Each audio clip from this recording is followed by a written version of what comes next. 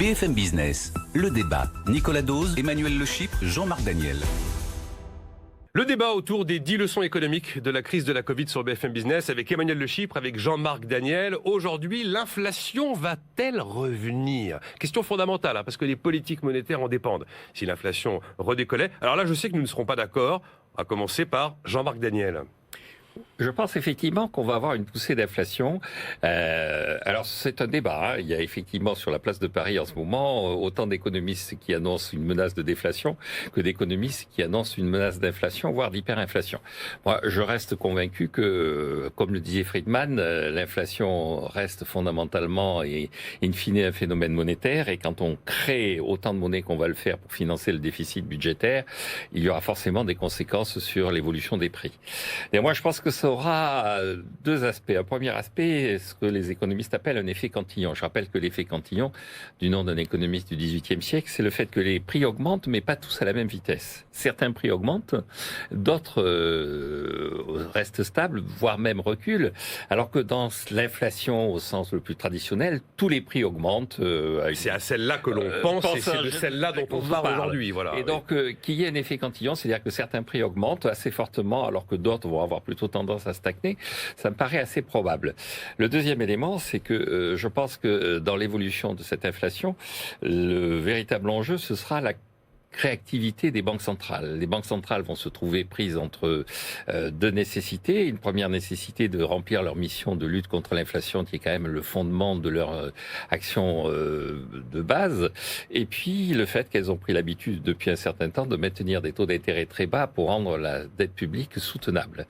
Et donc pour les banques centrales, assez vite, ça va être un dilemme. Et je crois qu'elles choisiront plutôt de laisser filer l'inflation, d'accepter des taux d'inflation supérieur à ce qu'il devrait être, avec cette idée que finalement le danger c'est plus la faillite des États, c'est plus l'insoutenabilité de la dette que l'inflation en tant que telle. Ce qui veut dire qu'en cas de retour de l'inflation, la Banque centrale ne relèverait pas ses taux pour garder la tête des États hors de l'eau. Voilà, je pense qu'en cas de retour de l'inflation, et ce qui favorisera ce retour, les banques centrales n'auront pas la réaction qui est prévue initialement dans leur mandat et qui serait, de façon assez pragmatique, relativement dangereuse. Alors moi je serais plutôt dans ce débat effectivement qui anime les économistes, même si je suis journaliste économique et pas économiste, dans l'idée que l'inflation, a priori, la grande, celle à laquelle tout le monde pense, ne devrait pas s'emballer aussi loin que ça, parce que effectivement, elle dépend du phénomène monétaire, elle va dépendre de la rapidité de la circulation de la monnaie. Or, la vitesse de circulation de la monnaie n'a pas fondamentalement augmenté, et le phénomène du vieillissement de la population avec le réflexe d'épargne n'est pas enclin, a priori, à augmenter la vitesse de circulation de la monnaie. Alors l'inflation, c'est plus la même aujourd'hui. On va la retrouver sur des bulles d'actifs, principalement les actions et l'immobilier. On a quand même toujours la concurrence, qui est quand même un phénomène qui, a priori, doit freiner l'inflation. On a aussi le progrès technique, même si certains considèrent que c'est uniquement qu'il n'y a plus d'innovation de rupture, mais le progrès technique est quelque chose qui tire quand même les prix à la baisse. Et puis, les salaires sont quand même un élément constitutif de l'inflation. Or, une période où on risque de voir le chômage exploser, la marge de négociation salariale risque d'être très faible.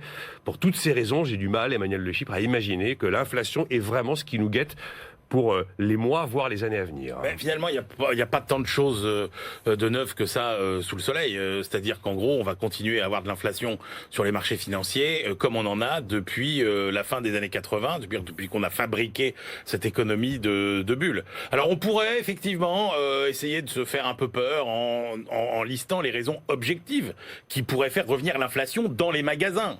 Des choix politiques sur les salaires, par exemple, ou alors une envolée des prix du pétrole. Alors, alors quand même, c'est vrai que sur le papier, les milliers de milliards déversés par les banques centrales, on se dit qu'il faut bien qu'ils se retrouvent quand même quelque part. Donc ça, Jean-Marc a raison, on se dit quand même, cet argent-là, il va bien falloir le retrouver quelque part. Oui, alors on peut dire reprise de l'activité, les matières premières peuvent augmenter à nouveau. Vous avez aussi effectivement toutes les...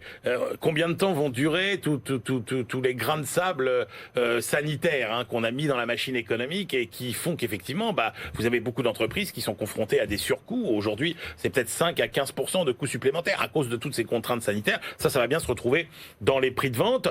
vous vous dites, bah, si on va vers une économie moins globalisée, plus régionalisée, forcément, ça veut dire des coûts de production, là aussi, plus élevés. On l'a bien vu avec les masques. On s'est empressé d'aller racheter les masques dans les pays à bas coût de main-d'œuvre dès qu'on a pu à nouveau en racheter, au détriment des masques fabriqués chez nous qui étaient plus chers. Et puis on se dit, si la crise elle provoque des faillites, est-ce qu'on va pas vers une forme, vous parliez de la concurrence, mais est-ce qu'on va pas au contraire vers une forme de concentration qui fait que vous aurez des entreprises qui auront plus de pouvoir de marché? En réalité, moi j'y crois pas tant que ça, parce qu'effectivement, il n'y a pas vraiment de démondialisation, contrairement à ce qu'on croit. La concurrence, elle est toujours là. La transparence aussi sur la capacité des consommateurs à faire pression pour avoir des prix bas et des prix plus ciblés et plus pertinents. Par contre, effectivement, cet argent, il va se retrouver où? Il va se retrouver sur les marchés. Et donc, nous n'en avons pas fini avec l'économie de bulle. Je vous rappelle qu'à chaque crise, on met en place des politiques monétaires de plus en plus accommodantes pour essayer de sauver les marchés financiers, et que nous continuons dans cette direction avec des crises de plus en plus importantes qui génèrent des politiques monétaires de plus en plus accommodantes, qui fabriquent des bulles de plus en plus grosses, dont on essaiera de neutraliser les effets négatifs par des politiques monétaires encore plus accommodantes. Et quand vous refaites toute la séquence depuis que le verre est dans le fruit, c'est-à-dire depuis le crack de Wall Street en 87 traité par Alan Greenspan, eh bien vous vous apercevez qu'on vit dans cette économie de bulle et que malheureusement ça n'est pas terminé. Bon, Jean-Marc Daniel pense que l'inflation va revenir. Emmanuel Le Chypre et moi-même sommes plus dubitatifs. Faites votre choix. C'était l'une des questions économiques de la crise de la Covid sur BFM Business.